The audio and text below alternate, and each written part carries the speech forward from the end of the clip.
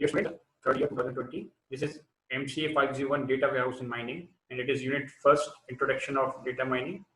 The topic is classification and the predictions. This is lecture 4, July-December 2020 session. Myself, Shirish Mondave, Assistant Professor, ITM GUI. Now, first we have to discuss the content of this slide. So, first one is prerequisite of topic. हम जो subject पढ़ेंगे उसके बारे में हमारे पास एक general concept या जनरल आइडिया होना चाहिए उस सब्जेक्ट से related classification predictions and exercise learning outcomes and then references now first we have to discuss the prerequisites तो स्टूडेंट्स को एक जनरल आइडिया होना चाहिए डेटाबेस कंसेप्ट के बारे में क्योंकि जब हम डेटा माइनिंग के बारे में पढ़ रहे हैं तो डेटा माइनिंग के बहुत सारा कंसेप्ट जो होता है डेटाबेस का यूज होता है तो डेटाबेस का बेसिक कंसेप्ट पता होना चाहिए जैसे डेटाबेस क्या है डेटा मॉडल्स क्या है इनके बारे में जनरल कंसेप्ट पता होना चाहिए ठीक तो स्टूडेंट को क्लियर होना चाहिए definition of data mining and data warehousing की तो डेटा माइनिंग में हम क्या बताते हैं कि जो हमारे पास एक डेटा आ रहा है उसका हम क्या करते हैं एक्सट्रैक्ट या हम क्या कहते हैं उससे एक मीनिंगफुल जो इन्फॉर्मेशन कलेक्ट करेंगे डेटा माइनिंग कहलाएगी और डेटा वेयरहाउस से क्या कहलाएगा जो डिफरेंट सोर्सेज से डेटा कलेक्ट किया जा रहा है दैट इज डेटा वेयरहाउसिंग और स्टूडेंट को एक जनरल आइडिया होना चाहिए डेटा टाइप्स के बारे में मैंने पिछली क्लास में डिस्कस किया था डिफरेंट डेटा टाइप्स के बारे में कि ऑब्जेक्ट रिलेटेड डेटाबेस क्या होता है object relational database sequence database क्या होता है टाइम सीरीज डेटाबेस क्या होता है ठीक है स्पाशियल एंड टेम्पोरल डेटाबेस क्या होता है इन सब डेटाबेस के बारे में आपको एक डेटा टाइप्स के बारे में जनरल आइडिया होना चाहिए और स्टूडेंट को एक जनरल आइडिया होना चाहिए डेटा माइनिंग फंक्शनलिटीज की ठीक है हमने इससे पहले डिस्कस किया था कि डेटा माइनिंग फंक्शनलिटीज क्या होती हैं ठीक है क्यों यूज की जाती हैं ठीक है तो ये सारी चीजें जो है प्रीरिक्विजिट्स को कवर कर रही हैं इस पर्टिकुलर टॉपिक को करने के पहले now we have to come the topic is classification and prediction it is a classification and predictions तो सबसे पहले हम बात करते हैं कि हमारे पास क्या होते हैं दो फॉर्म्स ऑफ डेटा एनालिसिस होते हैं अब डेटा एनालिसिस का मतलब क्या हुआ वही चीज हुआ कि जो मैंने डेटा डिफरेंट सोर्सेज से कलेक्ट किया हुआ है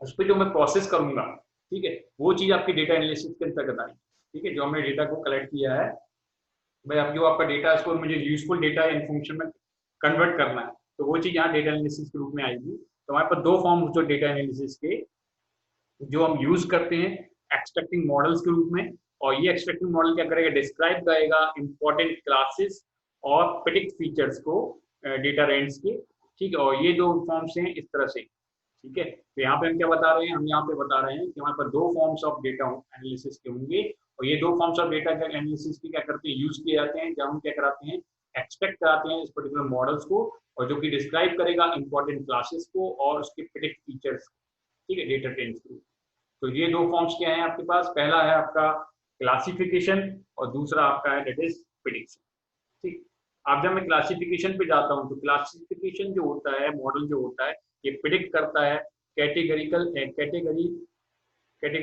क्लास लेवल मतलब हमारे पास एक कैटेगरी होती है कैटेगरिकल क्लास होती है उस लेवल को ये डिस्क्राइब करता है क्लासिफिकेशन मॉडल क्या बताएगा प्रेडिक्ट करेगा कैटेगरिकल क्लास लेवल्स और प्रेडिक्शन क्या बताता है प्रेडिक्शन बताता है या प्रेडिक्शन मॉडल क्या करता है प्रेडिक्ट करता है कंटिन्यूअस वैल्यू फंक्शन क्या करेगा प्रेडिक्ट करेगा कंटिन्यूअस वैल्यू फंक्शन तो इस तरह से हमारे पास दो मॉडल होंगे जिसके बारे में हम यहाँ पे डिस्कस करेंगे पहला होगा क्लासिफिकेशन जो कि प्रेडिक्ट करता है कैटेगरी क्लास लेवल को और जो दूसरा होता है प्रेडिक्शन जो कि क्या करता है प्रेडिक्ट करता है कंटिन्यूअस वैल्यू फंक्शन अब इनके बारे में विस्तार से पढ़ते हैं कि एक्चुअली ये बता क्या रहा है कैटेगरी क्लास लेवल क्या हुआ और कंटिन्यूअस वैल्यू फंक्शन क्या हुआ ठीक अच्छा हम क्लासिफिकेशन पे जाते हैं जो क्लासिफिकेशन जो होता है एक प्रोसेस होती है जहाँ मैं फाइंड करता हूँ या फाइंडिंग मॉडल या फाइंड करता हूँ पर्टिकुलर मॉडल को या फंक्शन को और जो कि डिस्क्राइब करेगा और डिस्टिंग्विश करेगा डेटा क्लास और कंसेप्ट ठीक है जब मैं क्लासिफिकेशन ऑफ प्रोसेस की बात करता हूँ तो क्लासिफिकेशन ऑफ द प्रोसेस क्या बता रहा है क्लासिफिकेशन ऑफ द प्रोसेस क्या करेगा फाइंड करेगा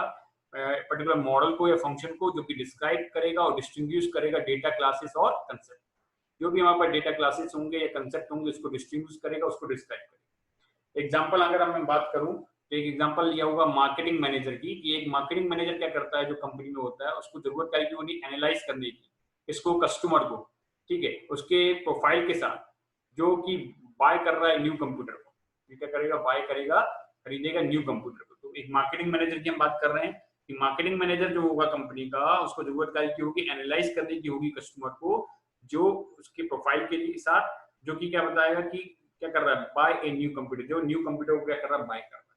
ठीक है, तो दैट इज ए क्लासिफिकेशन। जहां हम क्लासिफिकेशन के थ्रू ये बताना चाह रहे थे कि क्लासिफिकेशन एक प्रोसेस होती है, और इस प्रोसेस के थ्रू मैं क्या करूंगा, फाइंड करूंगा पर्टिकुलर मॉडल को या फंक्शन को जो कि डिस्क्राइब करेगा और डिस्टिंग्विश करेगा डेटा क्लासेस और कंसेप्ट को। ठीक है, एग्जांपल मैंने बताया मार्केट मैनेजर। ये मार्केट मैनेजर जो कंपनी का होता है, उसको जरूरत होती है जो कि एनालाइज करता है कस्टमर के प्रोफाइल को, जो कि क्या कर रहा है, बाय कर रहा है न्यू कंप्यूटर को, जो खरीद रहा है एक न्यू कंप्यूटर।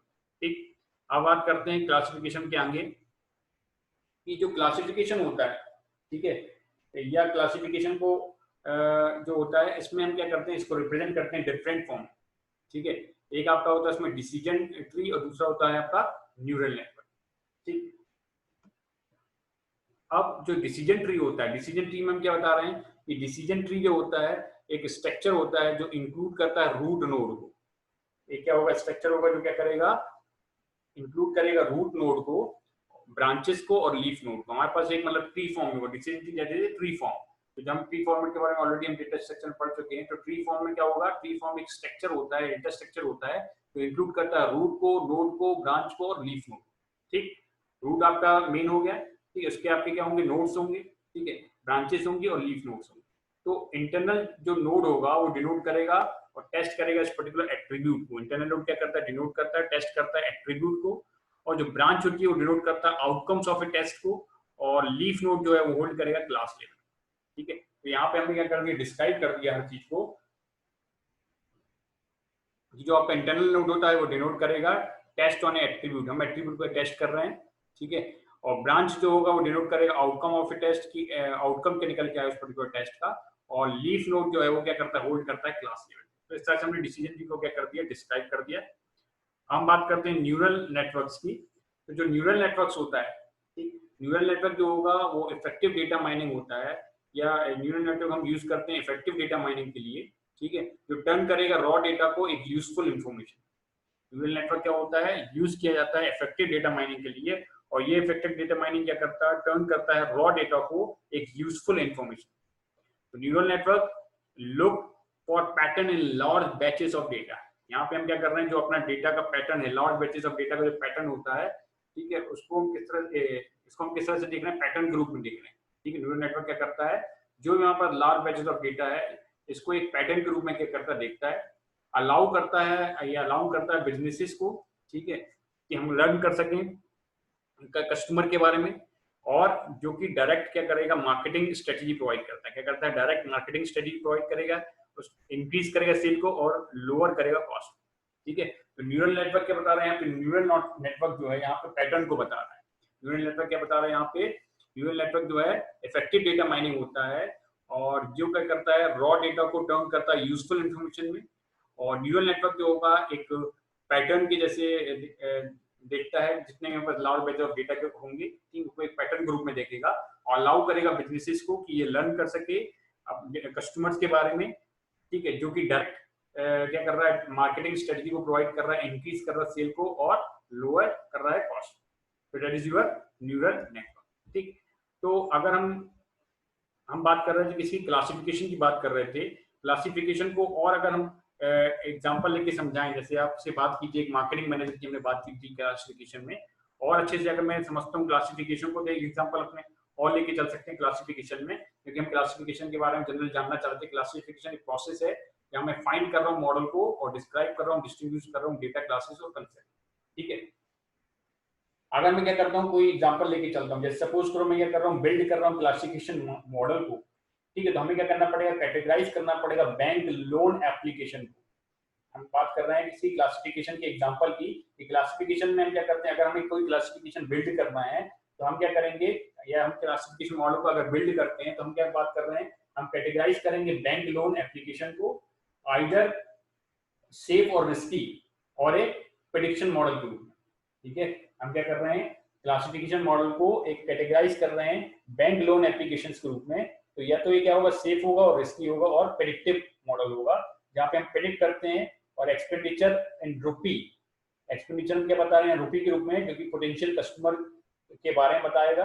ठीक है, और उसकी इनकम के बारे में, उसके ऑक्यूपेशन के बारे में बताएगा। तो क्लासिफिकेशन से सिंपल यही समझ में आ रहा है कि क्लासिफिकेशन क्या करता है, क्लासिफाई कर देता है उसको क्लास में, उसके कंसेप्ट को। तो यहाँ पे हम क्या बता रहे हैं, अगर हम कोई क्लासिफिकेशन मॉडल क्रिएट करते हैं और ये कैटेगराइज करता है बैंक लोन एप्लीकेशन को, इसको कैटेगराइज कर रहा है बैंक लोन एप्लीकेशन को, तो ये जो बैंक लोन एप्लीकेशन होगा वो सेफ होगा, रिस्की होगा और प्रेडिक्शन मॉडल के रूप में होगा, जो प्रेडिक्ट करता है एक्सपेंडिचर इन रुपीज के रूप में, ठीक है। और ये एक्सपेंडिचर और रुपीज क्या बताएगा, पोटेंशियल कस्टमर के बारे में बताएगा कि उसकी इनकम कितनी है, उसका ऑक्यूपेशन क्या है। तो हमें क्लासिफिकेशन से क्या पता चल रहा है, हमें क्लासिफिकेशन से क्या पता चल रहा है, उसके कंसेप्ट, उसके क्लासेस और उसके कैटेगराइज के बारे में पता चल रहा है। तो दैट इज योर क्लासिफिकेशन। तो सिंपल क्लासिफिकेशन जो होता है एक प्रोसेस होता है जब मैं फाइंड करता हूँ मॉडल को और जो कि डिस्क्राइब करेगा और डिस्टिंग्विश करेगा डेटा क्लासेस और कंसेप्ट। एक एग्जांपल मैंने आपको बताया था मार्केटिंग मैनेजर वाला, जहां कंपनी को नीड होती है और एनालाइज करता है कस्टमर के प्रोफाइल को जो कि बाय कर रहा है एक न्यू कंप्यूटर, ठीक है। या दूसरा एग्जांपल मैंने जो आपको अभी बताया कि अगर मैं कोई क्लासिफिकेशन मॉडल क्रिएट करता हूँ या कैटेगराइज करता हूँ बैंक लोन एप्लीकेशन के रूप में, तो ये जो हो सकता है सेफ और रिस्की हो सकता है, क्योंकि यहाँ पे हम क्या करते हैं, प्रेडिक्ट करते हैं एक्सपेंडिचर इन रुपीज के रूप में, और जो क्या बताता है कस्टमर के बारे में बताता है कि कस्टमर का इनकम कितनी है और कस्टमर का ऑक्यूपेशन क्या है, ठीक है। तो इस तरह से आगे हमने क्लासिफिकेशन के दो एग्जांपल पढ़े। अब क्लासिफिकेशन को हमने दो तरीके से रिप्रेजेंट किया, डिसीजन ट्री के रूप में, जहां हम डिसीजन ट्री में क्या बताते हैं, स्ट्रक्चर के बारे में बताते हैं, जो उसका रूट नोड, ब्रांच और लीफ नोड हो सकता है, ठीक है। और जो नोड है वो क्या बताएगा, किसी एट्रीब्यूट को टेस्ट करेगा, ब्रांच बताता है कि उसका आउटकम क्या होगा, और लीफ नोड क्या बताएगा, उसके क्लास लेवल को बताएगा। ऐसे मैं न्यूरल नेटवर्क ग्रुप में अगर क्लासिफाई को डिस्क्राइब करूं, तो न्यूरल नेटवर्क ग्रुप में हमने क्या बताया कि एक इफेक्टिव डेटा माइनिंग हमको यूज करना है न्यूरल नेटवर्क के रूप में। तो ये रॉ डेटा को क्या करेगा, यूजफुल इन्फॉर्मेशन में कन्वर्ट करेगा। और न्यूरल नेटवर्क जो होता है एक पैटर्न होता है जहां पर लार्ज बैचेस ऑफ डेटा होते हैं जो अलाउ करेंगे बिजनेस को कि हम लर्न कर सकते हैं उसके कस्टमर के बारे में, जो कि डायरेक्ट क्या बता रहा है, मार्केटिंग स्ट्रेटेजी, इंक्रीज सेल और लोअर कॉस्ट के बारे में बता रहा है। अब हम टर्न करते हैं प्रेडिक्शंस के रूप में, या हम करते हैं दूसरा जो हमारा फैक्टर है इज प्रेडिक्शन। तो प्रेडिक्शन क्या बता रहा है यहाँ पे, प्रेडिक्शन बता रहा है ये, ठीक है, कि प्रेडिक्शन या प्रेडिक्टिंग जो होता है, ठीक है, एक आइडेंटिटी होती है जहां पे हम क्या कर रहे हैं, जो कि बेस्ड किस पे होता है, purely on the description of another and related things के बारे में। प्रेडिक्शन क्या होता है या प्रेडिक्टिंग जो चीज हो रही है यहाँ पे, प्रेडिक्टिंग को कैसे आइडेंटिफाई करेंगे कि ये क्या बताता है, description of another and related thing, मतलब हम किसी चीज के बारे में एक डिस्क्रिप्शन बना रहे हैं, उसके रिलेटेड थिंग के बारे में डिस्क्रिप्शन बता रहे हैं, ठीक है। नॉट नेसेसरी फ्यूचर इवेंट्स के बारे में बात कर रहा हूँ, just unknown based on the relationship between a thing that you can know and think you need to predict। अब देखिए यहाँ पे बहुत अच्छी चीज बताई गई प्रेडिक्शन के बारे में, कि जब मैं प्रेडिक्शन की बात कर रहा हूँ तो प्रेडिक्शन को मैं क्या करता हूँ यहाँ पे, आइडेंटिटी, प्रेडिक्टिंग द आइडेंटिटी। अगर मुझे क्या करना हो, आइडेंटिटी को प्रिडिक्ट करना हो, तो हमारे पास सबसे अच्छी चीज क्या है कि हम क्या करें, डिस्क्रिप्शन बताएं उसके बारे में और उसके रिलेटेड थिंग्स के बारे में, ठीक है। ये जरूरी नहीं कि इसका मतलब क्या हुआ फ्यूचर इवेंट्स की हम बात कर रहे हैं, ठीक है। हम ऐसी चीज की बात कर रहे हैं जहां पे क्या हो रहा है, अननोन बेस्ड रिलेशनशिप होता है। कौन सा होता है, अननोन बेस्ड रिलेशनशिप होगा, जो भी हम सोचेंगे उसके बारे में, ठीक है, और जो हम क्या कर रहे हैं, प्रेडिक्ट कर रहे हैं उसके बारे में। तो ये चीज आपकी क्या होती है, प्रेडिक्शन होती है, ठीक है। प्रेडिक्शन क्या हो गया, प्रेडिक्शन एक रिलेशनशिप हो गया किसी पर्टिकुलर थिंग्स के बारे में, जिसको जो हमको पता है और जो हम क्या करते हैं जिसके बारे में या जिसकी हमें आवश्यकता है प्रेडिक्ट करने के लिए, वो चीज आपकी क्या कहलाएगी, आपकी प्रेडिक्शन कहलाएगी। हम एक एग्जांपल लेके चलें, सपोज करो हमारे पास एक मार्केटिंग मैनेजर है। अब ये मार्केटिंग मैनेजर क्या कर रहा है, इसको नीड का की प्रेडिक्ट की how much given customer will spend during a sales at his company. अब मार्केटिंग मैनेजर की क्या प्रेडिक्शन हो गया कि सपोज करो मार्केटिंग मैनेजर क्या कर रहा है, उसकी आवश्यकता क्या है, प्रेडिक्ट की। क्या प्रेडिक्शन लगा रहा है वो कि हाउ मच एक गिवन कस्टमर की कितना जो है गिवन कस्टमर क्या कर सकता है, स्पेंड कर सकता है during a sales at his company, उसकी कंपनी को सेल करने के लिए कितना क्या कर सकता है, स्पेंड कर सकता है। ये हम मार्केटिंग मैनेजर क्या कर सकता है, प्रेडिक्ट कर सकता है, ठीक है। तो इस एग्जांपल के थ्रू हम क्या बताना चाह रहे थे, हम बॉदर किसकी कर रहे हैं, प्रेडिक्ट की कर रहे हैं। कि प्रेडिक्ट जो होता है या प्रेडिक्शन जो होता है एक न्यूमेरिकल वैल्यू होती है, ठीक है, जहां पर हम क्या करते हैं, डेटा एनालिसिस टास्क परफॉर्म करते हैं, ठीक है। जहां पे हम क्या करते हैं, डेटा एनालिसिस टास्क को परफॉर्म कराएंगे, बट वो एक न्यूमेरिक प्रेडिक्शन कहलाएगा। क्या कहलाएगा, न्यूमेरिक प्रेडिक्शन कहलाएगा, ठीक है। तो यहाँ पर हमने क्या बताया, प्रेडिक्शन के बारे में बताया कि जो प्रेडिक्टिंग होता है, क्योंकि आइडेंटिटी, जिसको हम आइडेंटिटी कर सकते हैं थिंग के रूप में, ठीक है। और जो क्या बताता है, जिसका बेस किस पे होता है, description of another and related things के बारे में हम डिस्कस करते हैं। और ये जरूरी नहीं है कि हम अगर प्रेडिक्शन की बात करें तो हम फ्यूचर इवेंट्स की बात करें, ये जरूरी नहीं है।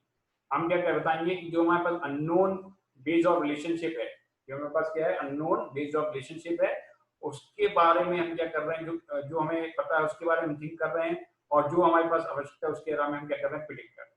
हमने एग्जांपल क्या बताया, हमने आपको एग्जांपल बताया कि अगर एक मार्केटिंग मैनेजर है, ये इसकी जरूरत होती है प्रिडिक्ट करने की, क्या प्रिडिक्ट करने की कि जो हमारे पास कस्टमर है वो कितना स्पेंड कर सकता है उस सेल्स के लिए, उस पर्टिकुलर सेल्स के लिए जो कि कंपनी में यूज किया जाता है। ठीक है, और एग्जांपल की जो हम बॉर्डर किसके कर रहे हैं, हम किसके बारे में बता रहे हैं, प्रेडिक्ट के बारे में। प्रेडिक्ट जो होता है न्यूमेरिकल वैल्यू होती है, जहां पर हम क्या करते हैं डेटा एनालिसिस टास्क परफॉर्म कराते हैं न्यूमेरिक प्रेडिक्शन के थ्रू। ठीक है, तो इस तरह के जो मॉडल होता है जहां पे हम क्या बताते हैं प्रेडिक्टर्स के बारे में बताते हैं कि जो प्रेडिक्टर होता है वो कंस्ट्रक्ट करता है प्रेडिक्ट को, जो कि एक कंटिन्यूअस वैल्यू फंक्शन होती है या एक ऑर्डर वैल्यू होती है।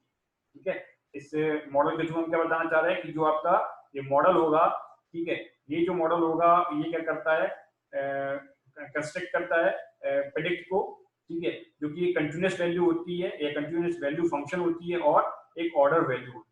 ठीक है, तो that is your prediction. Now हम बात करते हैं रिग्रेशन एनालिसिस, जो इसी के अंतर्गत आता है रिग्रेशन एनालिसिस।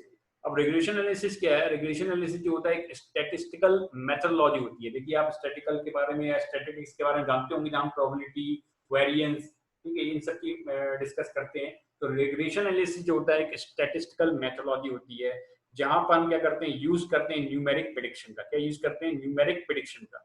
एग्जांपल अगर हम प्रोबेबिलिटी की बात करें तो वहां पर हम प्रेडिक्शन यूज करते हैं। जैसे हमारी प्रोबेबिलिटी की हम बात करें कि अगर मैं किसी पॉइंट को फ्लिप कर रहा हूं तो उसके हेड आने की और उसके टेल आने की प्रोबेबिलिटी होती है, प्रेडिक्शन होता है। ठीक है, तो रिग्रेशन एनालिसिस जो होता है एक स्टैटिस्टिकल मेथडोलॉजी होती है, जहां पर हम उसको यूज करते हैं काय में न्यूमेरिकल या न्यूमेरिक प्रेडिक्शन में। ठीक है, और अदर मेथड्स भी होती है जो कि इसमें एग्जिस्ट करती हैं। ठीक है, तो रिग्रेशन जो होता है क्या करता है, इनकम्पसिस करता है identification of distribution train based on the available data. Regression क्या करेगा, इनकम्पसिस करेगा, मतलब उसको बांधेगा, किसको बांधेगा, इनकम्पसिस करेगा identification of distribution train based on the available data. हमारे पास जो भी डिस्ट्रीब्यूशन ट्रेंड होगा उसको हम आइडेंटिफाई करेंगे इसके बेस पे, अवेलेबल डेटा के बेस। रिग्रेशन एनालिसिस क्या होगा, एक स्टैटिस्टिकल मेथडोलॉजी होती है जो कि हम ऑफन यूज करते हैं न्यूमेरिकल प्रेडिक्शंस के लिए, और इसके अलावा हमारे पास अदर मेथड भी होती है जिसमें एग्जिस्ट करती हैं। बट रिग्रेशन जो होता है इनकम्पसिस करता है जो भी हमारे पास डिस्ट्रीब्यूशन ट्रेंड होगा उसको आइडेंटिफाई करेगा अवेलेबल डेटा के बेस। अब हम बात करते हैं रेलिवेंस एनालिसिस। ये भी प्रेडिक्शन के अंदर आता है रेलिवेंस एनालिसिस। तो रेलिवेंस एनालिसिस जो होगा, ये रेलिवेंस एनालिसिस जो होता है एक डेटा ड्रिवन अप्रोच होती है, और ये डेटा ड्रिवन अप्रोच क्या करेगी, डिटरमाइन करेगी what is your potential customer want from your business on the web.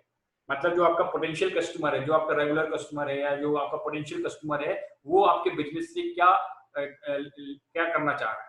ठीक है, रेलिवेंस एनालिसिस क्या बताता है, डेटा ड्रिवन अप्रोच होगी, और ये डेटा ड्रिवन अप्रोच क्या बता रही है, डिटरमाइन करती है कि क्या आपका पोटेंशियल कस्टमर होगा। ठीक है, what is the your potential customer, क्या आपका पोटेंशियल कस्टमर हो सकता है क्योंकि वांट क्या चाह रहा है, बिजनेस को वेब पे चाह रहा है, और क्या कंटेंट्स होंगे, ठीक है, क्या वेबसाइट होंगी जिसका स्ट्रक्चर होगा, ठीक है, और हमारे पास क्या टर्म्स होंगी और क्या फ्रेजेस होंगे जिसके बेस पे हम क्या कर सकते हैं या जिसका यूज करके हम क्या कर सकते हैं, अपील कर सकते हैं टारगेट मार्केट के। इसके लिए अपील कर सकते हैं जो हमारा टारगेट मार्केट है उसके लिए। तो this is essentially extremely detailed digital market. ये किसको एक्चुअली बता रहा है, डिजिटल मार्केट के बारे में बता रहा है। तो रेलिवेंस एनालिसिस क्या हो गया, डेटा ड्रिवन अप्रोच होती है जहां पे हम डिटरमाइन करते हैं कि जो आपका what is your potential customer, कौन सा आपका पोटेंशियल कस्टमर है जो कि क्या करना चाह रहा है, अपने बिजनेस को वेब के थ्रू पाना चाह रहा है, और क्या हमारे पास कंटेंट होंगे, क्या वेबसाइट होंगी जिसका क्या स्ट्रक्चर हो सकता है, और हमारे पास क्या टर्म्स हो सकती है, फ्रेजेस हो सकते हैं, और जिसका हम यूज कर सकते हैं और अपील कर सकते हैं टारगेट मार्केट। ठीक है, तो this is essentially extremely detail digital marketing. हम यहाँ पे किसकी बात कर रहे हैं, डिटेल डिजिटल मार्केटिंग की बात कर रहे हैं। तो that is your relevance analysis.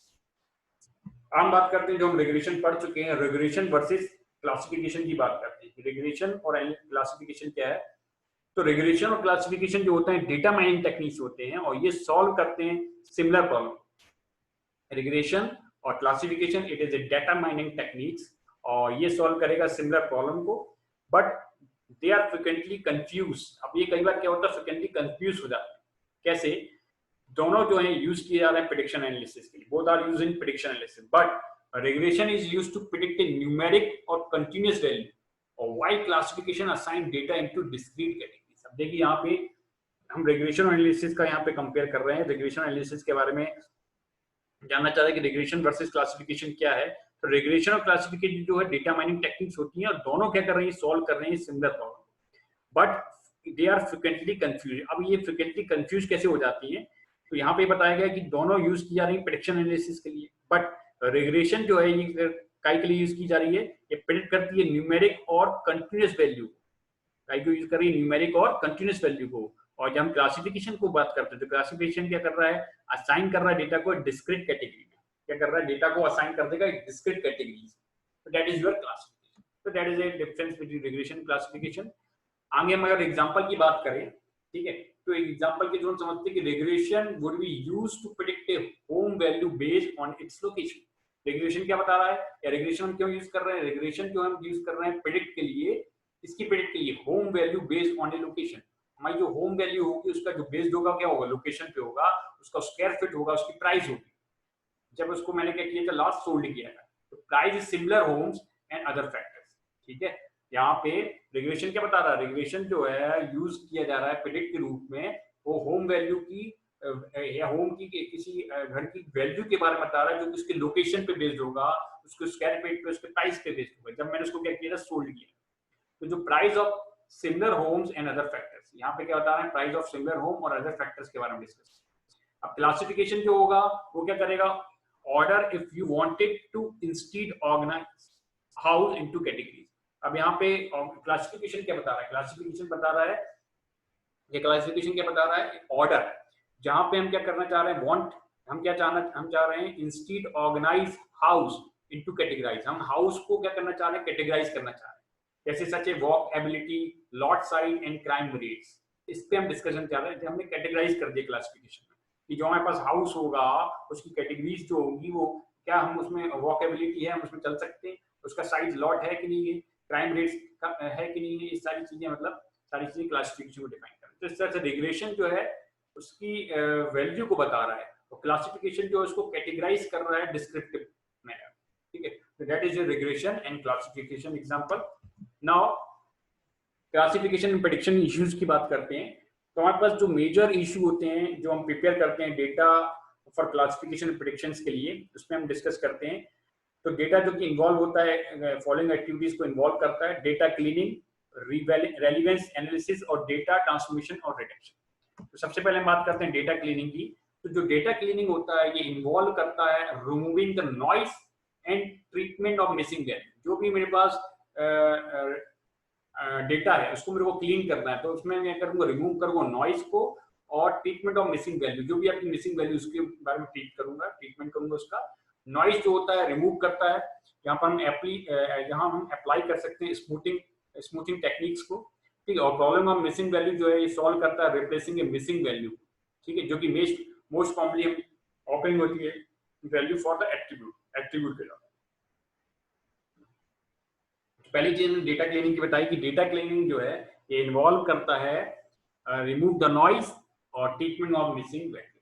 और नॉइस को हम रिमूव करते हैं जहां हम अप्लाई करते हैं स्मूथिंग टेक्निक्स को, और प्रॉब्लम ऑफ मिसिंग वैल्यू जो होती है वो सॉल्व की जाती है जब हम क्या करते हैं, रिप्लेस करते हैं मिसिंग वैल्यू को मोस्ट कॉमनली ऑकरिंग वैल्यू से पर्टिकुलर एट्रीब्यूट। ठीक है, नेक्स्ट आपका है रेलेवेंस एनालिसिस। तो डेटाबेस जो होता है वो क्या होता है, जब भी इरेलीवेंट एट्रीब्यूट्स होते हैं डेटा में, जब भी क्या होते हैं, इरेलीवेंट एट्रीब्यूट होते हैं। ठीक है, तो जो कोरिलेशन एनालिसिस होता है वो यूज करता है कि यूज किया जाता है कि वो whether any two given attribute are related, कि दो एट्रीब्यूट आपके क्या है, रिलेटेड है या नहीं। तो that is your correlation analysis. तो रेलेवेंस एनालिसिस में क्या होता है कि डेटाबेस जो कि इरेलीवेंट एट्रीब्यूट को रखता है, तो जो कोरिलेशन एनालिसिस होगा वो हम यूज करेंगे इसके लिए, और जो क्या बताएगा उसको इसके बारे में नॉलेज होगा कि जो गिवन एट्रीब्यूट है वो एक दूसरे से रिलेटेड हैं या नहीं। ठीक है, फिर हम बात करते हैं डेटा ट्रांसमिशन और रिडक्शंस की। तो डेटा को ट्रांसफॉर्म जो है उसके पास दो मेथड होती है, एक नॉर्मलाइजेशन और एक जनरलाइजेशन। अब देखिए डीबीए में जब पढ़ते हैं तब भी हम नॉर्मलाइजेशन जनरलाइजेशन का यूज करते हैं। अब यहाँ पे डेटा ट्रांसमिशन और रिडक्शन कर रहे हैं तो भी हम नॉर्मलाइजेशन और जनरलाइजेशन की बात कर रहे हैं। तो नॉर्मलाइजेशन क्या होता है, जब हम डेटा को ट्रांसफॉर्म करते हैं, ठीक है, तो उसके लिए हम नॉर्मलाइजेशन यूज करते हैं। और नॉर्मलाइजेशन जो है इन्वॉल्व करता है scaling of values for a given attribute, ठीक है, जो कि क्या करता है, make them fall with in small specify range, जो कि क्या करता है उसको एक पर्टिकुलर रेंज में क्या करता है, स्पेसिफाई करता है, ठीक है। नॉर्मलाइजेशन क्या होता है, इन्वॉल्व करता है स्केलिंग। स्केलिंग का मतलब क्या हुआ कि हम उसकी वैल्यू को कम या ज्यादा कर सकते हैं। तो नॉर्मलाइजेशन इन्वॉल्व किसको कर रहा है, स्केलिंग को, जो भी हमारे पास वैल्यू है पर्टिकुलर एट्रीब्यूट्स के लिए, और क्या करता है, फॉल करता है with in small specified range. हमारे पास एक स्पेसिफाइड रेंज होती है, इसमें इसको क्या करेगा, बनाएगा, ठीक है। तो नॉर्मलाइजेशन यूज किया जाता है एक लर्निंग स्टेप्स के लिए, और न्यूरल नेटवर्क जो होता है, इसमें हम न्यूरल नेटवर्क यूज कर सकते हैं, और मेथड इन्वॉल्विंग मेजरमेंट भी यूज कर सकते हैं, ठीक है। नॉर्मलाइजेशन क्या है, नॉर्मलाइजेशन हम क्या यूज करेंगे, जब भी हमारे पास एक लर्निंग स्टेप्स होगा, न्यूरल नेटवर्क्स होंगे और मेथड होंगी जहाँ पे हम इन्वॉल्व करते हैं मेजरमेंट को, इन्वॉल्व करते हैं या मेजरमेंट को यूज करते हैं, तब हम नॉर्मलाइजेशन यूज करेंगे, ठीक है। लास्ट वन है आपका जनरलाइजेशन। तो जनरलाइजेशन यहाँ पे क्या बता रहा है, जनरलाइजेशन जो होता है इसमें डेटा को क्या करते हैं, ट्रांसफॉर्म करते हैं। और जनरलाइजेशन जो होता है एक हायर कंसेप्ट होता है, और इसका जो पर्पस होता है, ये क्या होता है, कंसेप्ट हायरार्कीज। क्या होता है, इसका जो कंसेप्ट होगा या इसको हम यूज करेंगे कंसेप्ट हायरार्कीज। जनरलाइजेशन सिंपल क्या होता है, हम क्या कर रहे हैं, ऊपर से नीचे जा रहे हैं, एक हमारे पास हायरार्की होगी, उसको हम यहाँ पे क्या करते हैं, फॉलो करते हैं। तो that is the concept is generalisation. तो इस तरह से हमने क्लासिफिकेशन और प्रेडिक्शन इश्यूज के बारे में डिस्कस किया।